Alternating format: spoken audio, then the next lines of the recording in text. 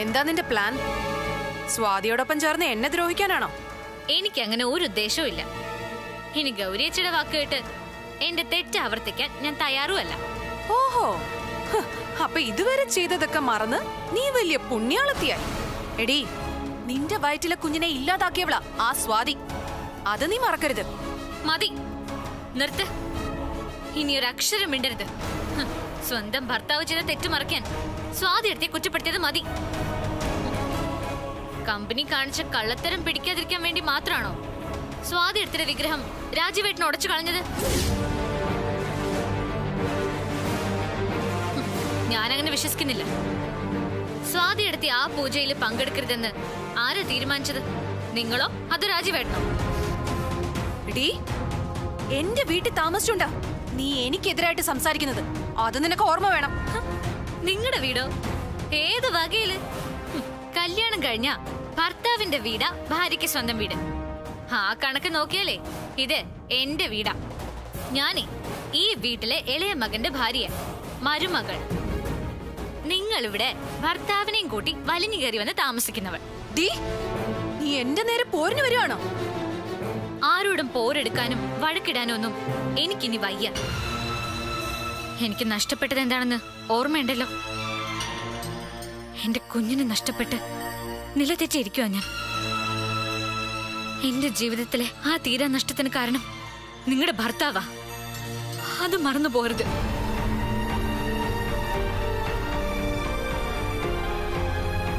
ഞാൻ മാത്രല്ല, ഗിരിയേട്ടന് ആ സങ്കടത്തിന്ന് ഇതുവരെ മോചിതനായിട്ടില്ല. പിന്നെ ഈ വീട്ടിൽ തന്നെ താമസിക്കണമെന്ന് എനിക്കൊരു നിർബന്ധവും ഇല്ല.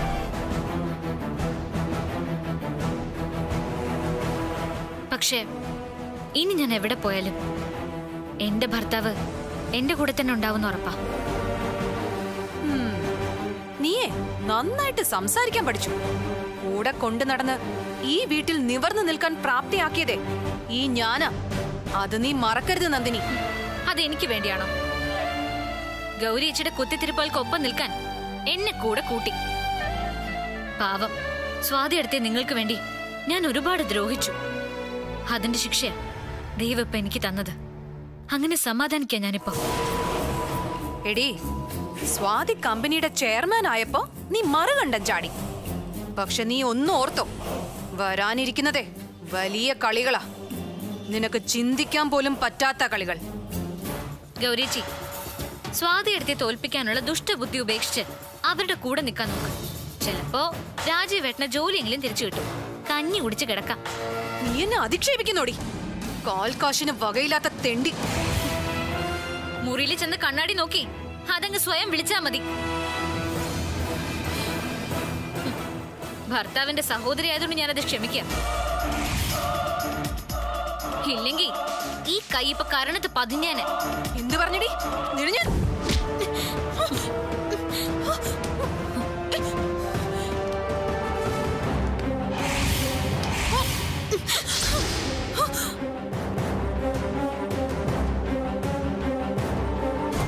വേണ്ട ഗൗരിയേച്ചി, നമ്മൾ തമ്മില് ഇങ്ങനൊരു സീൻ മേലിലുണ്ടാവരുത്.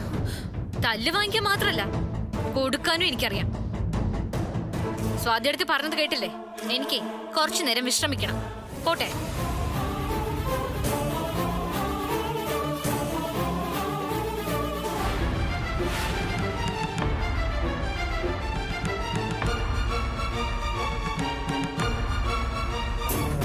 നിന്നെ ഞാൻ കാണിച്ചു തരാടി.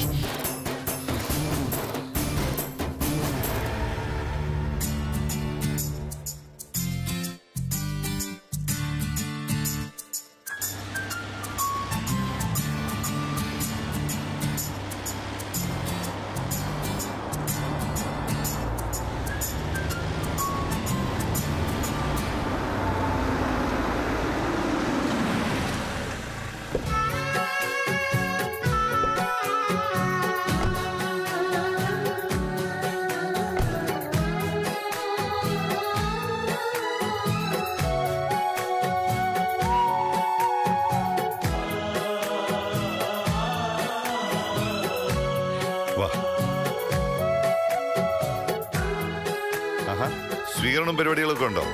ചെയർമാനായിട്ട് സ്ഥാനം ഏൽക്കാൻ വരുമ്പോ എല്ലാം ഒഫീഷ്യൽ ആയിക്കോട്ടെ. ഓ ആയിക്കോട്ടെ. അയ്യോ ഇതൊക്കെ വേണോ ഗിരി? വേണം. എടുത്തി അങ്ങോട്ട് വാങ്ങിച്ചേ. വെൽക്കം. വാങ്ങിച്ചോളൂ. ഇനി ഐശ്വര്യമായിട്ട് അകത്തേക്ക് പോവാം. ചെല്ലുമോളെ.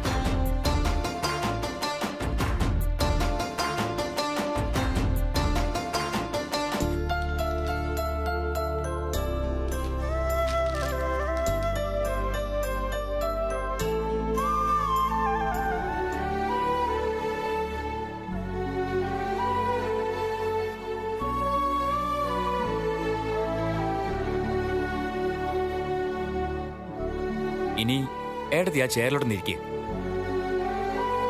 ഇരിക്കുമോളെ.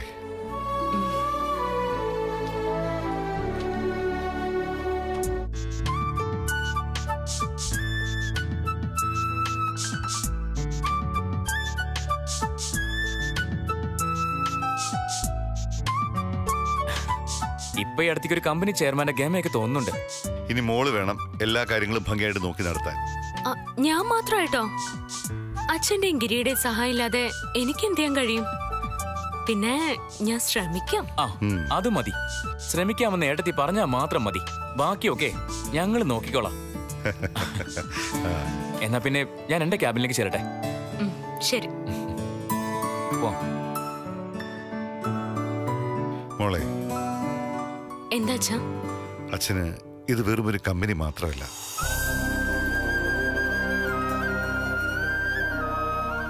എന്റെ മാരുതിയുടെ ഓർമ്മയും കൂടെയാ. എനിക്കറിയാച്ചാ, അമ്മയുടെ പേരിലുള്ള ഈ കമ്പനി അച്ഛൻ എത്രത്തോളം പ്രിയപ്പെട്ടതാണെന്ന് എനിക്കറിയാം.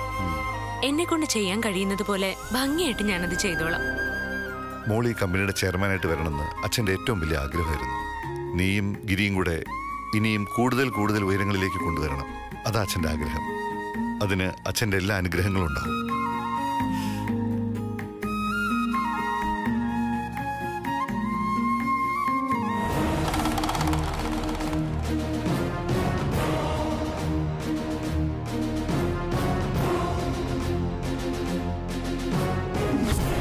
ആരെയും വീഴ്ത്താനോ മനഃപൂർവ്വം ദ്രോഹിക്കാനോ ഞാൻ ഇന്ന് വരെ നിന്നിട്ടില്ല. ആരുടെയും മുമ്പിൽ വീഴാൻ അറിഞ്ഞുകൊണ്ട് നിന്ന് കൊടുക്കാറുമില്ല.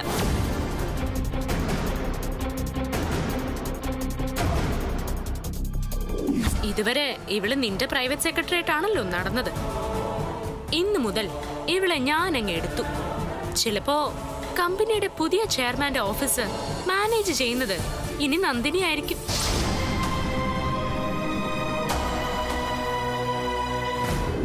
ഗൗരിച്ചി, സ്വാതി എടുത്തി തോൽപ്പിക്കാനുള്ള ദുഷ്ടബുദ്ധി ഉപേക്ഷിച്ച് അവരുടെ കൂടെ നിൽക്കാൻ നോക്ക്. ചിലപ്പോ രാജീവേട്ടന് ജോലിയെങ്കിലും തിരിച്ചു കിട്ടും. കഞ്ഞി കുടിച്ച് കിടക്കാം.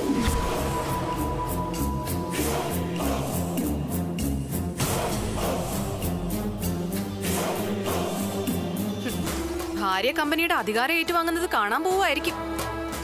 ഇതിനേക്കാൾ ഭേദം എന്നെ അങ്ങ് കൊന്നു കളയുന്നതായിരുന്നു നീലേ. ഞാൻ എന്ത് തെറ്റാ നിങ്ങളോടൊക്കെ ചെയ്തേ? നീ ചെയ്തു കൂട്ടിയതൊക്കെ ഓരോന്നായിട്ട് ആവർത്തിച്ച് പറയാൻ എനിക്കിപ്പോ താല്പര്യമില്ല. ഇനി നീ അത് സ്വയം മനസ്സിലാക്കിയില്ലെങ്കിൽ നിനക്കെന്തോ സാരമായ കുഴപ്പമുണ്ടെന്ന് വേണം കരുതാൻ. അതെ, കുഴപ്പം എനിക്ക് തന്നെയാ. ഈ വീട്ടിൽ വന്ന് ഞാൻ ജനിച്ചു പോയി. ഇനി ജനിച്ചതാണോ എടുത്തു വളർത്തിയതാണോ എന്നൊക്കെ ആർക്കറിയാം? സത്യം പറഞ്ഞില്ലേ, ഞാനൊരു അനാഥയാണോ? അതുകൊണ്ടാണോ എല്ലാവരും എന്നെ എന്റെ ഭർത്താവിനെ ഇങ്ങനെ അപമാനിക്കുന്നതും ചവിട്ടി തെക്കുന്നൊക്കെ? ഗൗരി, നീ വെറുതെ ആവശ്യമില്ലാത്ത കാര്യങ്ങൾ സംസാരിക്കല്ലേ. ഇന്ന് വരെ ഇവിടെ ആരെങ്കിലും നിന്നോട് അങ്ങനെ പെരുമാറിയിട്ടുണ്ടോ? അങ്ങനെ മാത്രമേ പെരുമാറിയിട്ടുള്ളൂ. അതുകൊണ്ടാണല്ലോ എന്നെ ഈ വീട്ടിൽ നിന്ന് ഇറക്കി വിടാൻ എല്ലാരും ചേർന്ന് തീരുമാനിച്ചത്.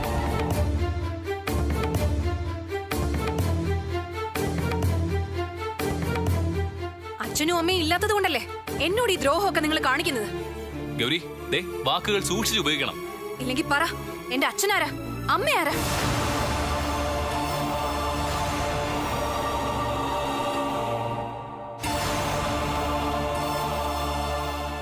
മറുപടി ഇല്ലല്ലേ? ഗിരിയും ഞാനും ഒരു വയറ്റിൽ പിറന്നതാണെന്ന് പറയുന്നു. പക്ഷെ അവനോട് മാത്രം നിങ്ങൾ എന്നെക്കാൾ സ്നേഹവും ഇഷ്ടവും ഒക്കെ കാണിക്കുന്നു. പറ, എന്തിനാ വേർതിരിവ് കാണിക്കുന്നേ?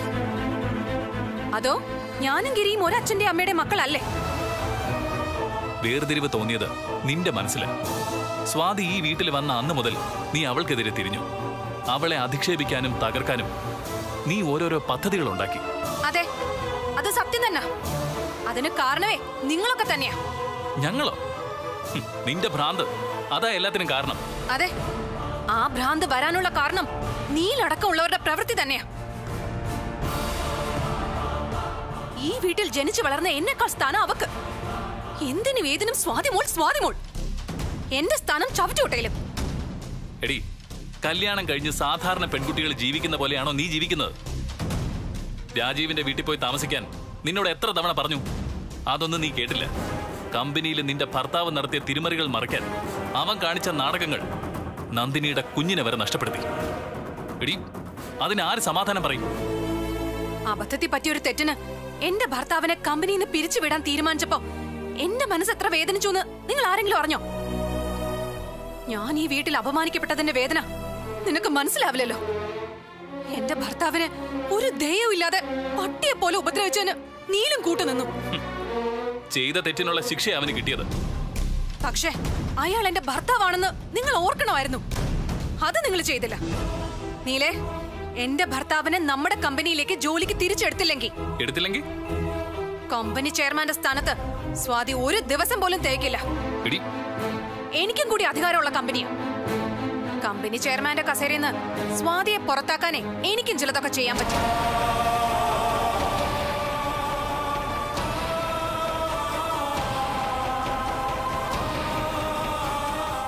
അപമാനിക്കപ്പെട്ട പെണ്ണാ ഞാൻ.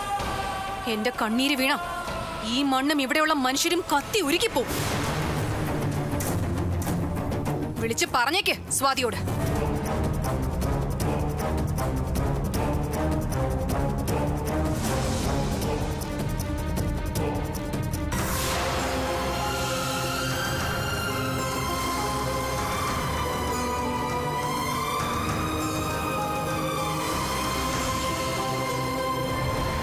ഇതൊന്നും നോക്കി. ഇതല്ല, മറ്റൊന്ന് നോക്കി ചെയ്യ. ആ, അത് തന്നെ. ഇത് സർ, രാജീവ് വന്നിട്ടുണ്ട്. രാജീവോ? എവിടെ വന്നു? ക്യാബിനിലുണ്ട്. ക്യാബിനിലോ? അത് ഇപ്പൊ വന്നേ ഉള്ളൂ സർ.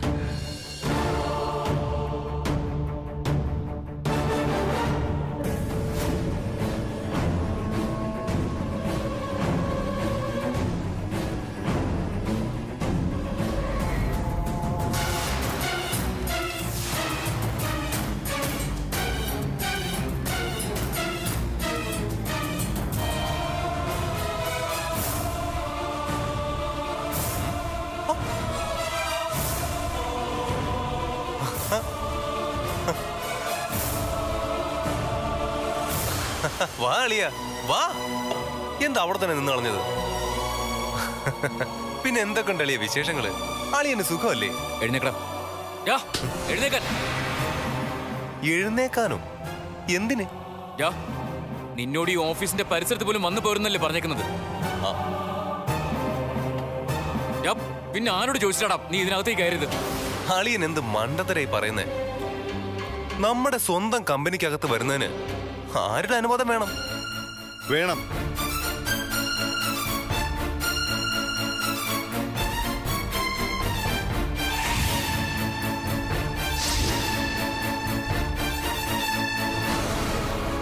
ഈ ഓഫീസിൽ വരാൻ എന്റെയും സ്വാതിയുടെ അനുവാദം വേണം. മാത്രമല്ല ഗിരിക്കും സമ്മതമായിരിക്കണം. ഈ കമ്പനിയിൽ ഇത്രയും കുഴപ്പങ്ങൾ ഉണ്ടാക്കിയിട്ട് വീണ്ടും ഇതിനകത്തേക്ക് വന്ന് കയറാൻ നിനക്ക് നാണമില്ലടാ. തൽക്കാലം ഇങ്ങോട്ട് വരണ്ടെന്ന് ഞാൻ രാജുവിനോട് പറഞ്ഞതല്ലേ? എന്നിട്ട് നീ അത് ധിക്കരിച്ചു. അതിന്റെ അർത്ഥം എന്താ? ഞങ്ങൾ ആരും പറയുന്നത് അനുസരിക്കാൻ നീ തയ്യാറല്ല എന്നല്ലേ? എന്താ രാജീവേത്? ചെയ്ത തെറ്റിന്റെ ശിക്ഷയായിട്ട് കുറച്ച് ദിവസത്തേക്ക് രാജീവിനോട് ഇങ്ങോട്ട് വരണ്ടെന്നല്ലേ ഞങ്ങൾ പറഞ്ഞുള്ളൂ? അതനുസരിക്കുന്നതല്ലേ നല്ലത്? സ്വാതി എടുത്ത് ക്ഷമിക്കണം. ഇവര് പറയുന്ന അനുസരിക്കാനേ എനിക്ക് ഇത്തിരി ബുദ്ധിമുട്ടുണ്ട്. അപ്പോ ഇവിടെ ഒരു മത്സരത്തിനാണോ രാജീവിന്റെ പുറപ്പാട്? ചോദിച്ചു കേട്ടില്ലേ? അതെ, ഗിരിയളിയൻ സ്വന്തം പെങ്ങളോട് പോയി ചോദിച്ചാ മതി. അവള് നിർബന്ധിച്ചിട്ടാ ഞാൻ ഇവിടേക്ക് ഇന്ന് വന്നത്. ഇനി അവളും വരും. അവക്കും കൂടി അവകാശമുള്ള കമ്പനിയല്ലേ ഇത്? ഓ, അത് ശരി. അപ്പൊ അവകാശം പറയാൻ വന്നതാണോ നീ? അവള് പറഞ്ഞു വിട്ടിട്ടാണോ നീ ഇവിടെ വന്ന് ഇങ്ങനെ പെരുമാറുന്നേ? അവകാശവും അവകാശ തർക്കവും ഒക്കെ കമ്പനിക്ക് പുറത്ത്. മര്യാദയ്ക്ക് എത്രയും പെട്ടെന്ന് ഇവിടുന്ന് ഇറങ്ങി വെക്കണം. ഇല്ലെങ്കിലേ ബലം പ്രയോഗിച്ച് എനിക്ക് നിന്നെ ഇവിടുന്ന് പുറത്താക്കേണ്ടി വരും. അത് നടക്കില്ല അളിയ. അങ്ങനെ എന്നെ ഇറക്കി വിടുന്ന കാര്യം നടക്കില്ല. നടക്കോ ഇല്ലെന്നൊക്കെ ഞാൻ കാണിച്ചിടാം. വേണ്ട.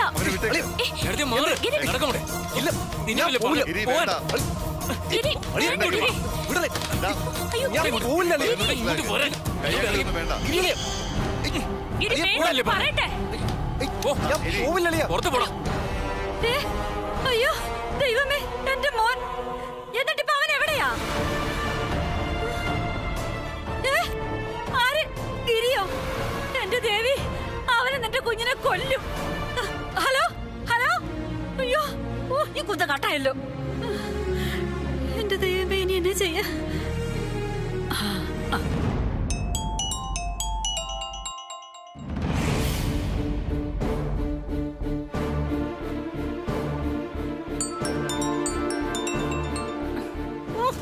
എവിടെ പോയി കിടക്കുക? എന്റെ കുഞ്ഞിനെ കൊലക്കി കൊടുത്തിട്ട് അവള് പോത്തുപോലെ കിടന്ന് ഉറങ്ങുമായിരിക്കും.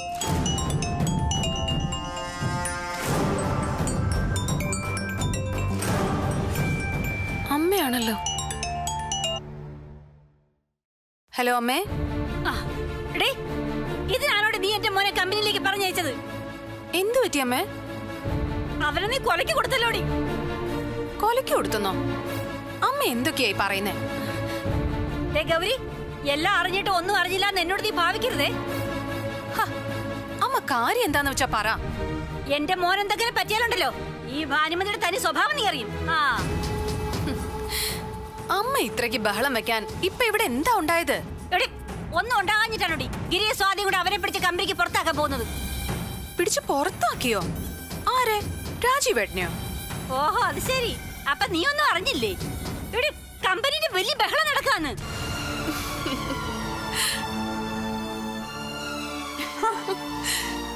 എടി കൊച്ചു, നിനക്കെന്താടി ഇതൊക്കെ കേട്ടിട്ട് ഒരു വേവും ചൂടില്ലാത്തത്?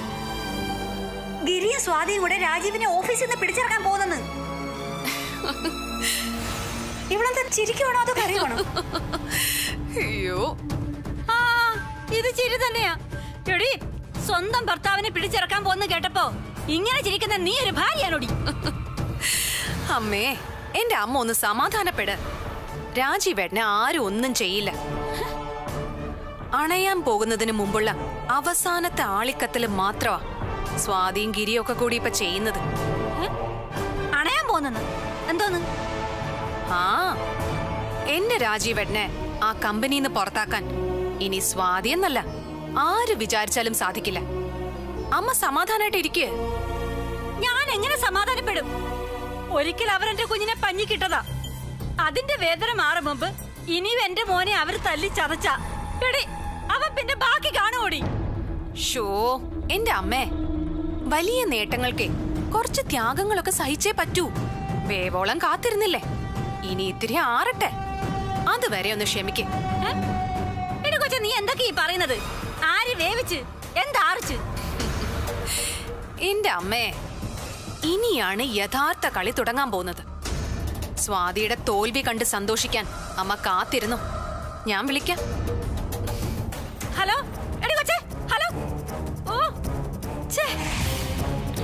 എടി സ്വാതി, ഇവിടെ നീ തോൽക്കും. ഒന്നല്ല, 3 തരം.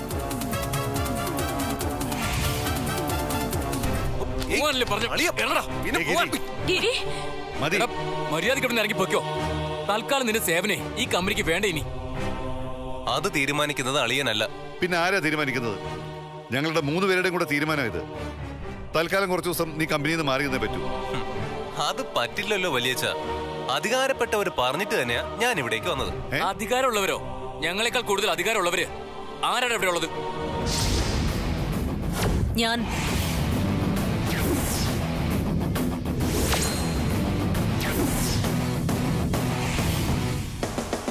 ഞാൻ പറഞ്ഞിട്ടാ രാജീവ് വന്നത്.